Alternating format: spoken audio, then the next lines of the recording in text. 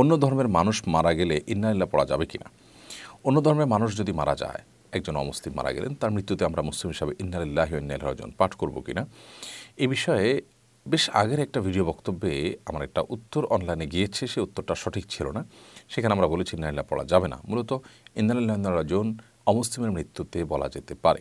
এর প্রধান কারণ হলো যে এটা কোনো দোয়ামূলক বিষয় নয়, এটা হলো জাস্ট একটা যেটাকে বলা যায় একটা বাস্তবতাকে উপলব্ধি করা, একটা রিয়েলিটিকে শুধুমাত্র ফিল করা।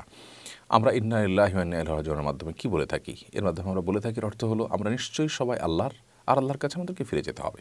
তো এই কথা মুসলিমের জন্য যেমন প্রযোজ্য, অমুসলিমের জন্যও প্রযোজ্য। একজন ভিন্ন ধর্মের মানুষ মারা গেলেন, তারপরেও বলা যায় তিনিও আল্লাহর এবং আল্লাহর কাছে তাকেই ফিরে যেতে হবে। আমরা সবাই আমরা আল্লাহর এবং আল্লাহর কাছে আমাদের ফিরে যেতে হবে। অর্থাৎ মৃত্যুর পর আল্লাহর কাছে আমরা যাচ্ছি, সেখানে যেতে হবে আমাদেরকে। পুরস্কার বা তিরস্কার সেখানে আমাদেরকে বুঝে পেতে হবে। তো এই অর্থে এটি অমুসলিমের জন্য বলা যেতে পারে।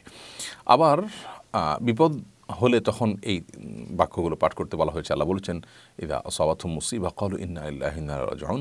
যখন তাদের কোনো বিপদ হয় ইমানদারদের, তখন তারা ইন্না লিল্লাহি ওয়া ইন্না ইলাইহি রাজিউন পাঠ করেন। অতএব এটি বিপদে পড়ার পরে পাঠ্য।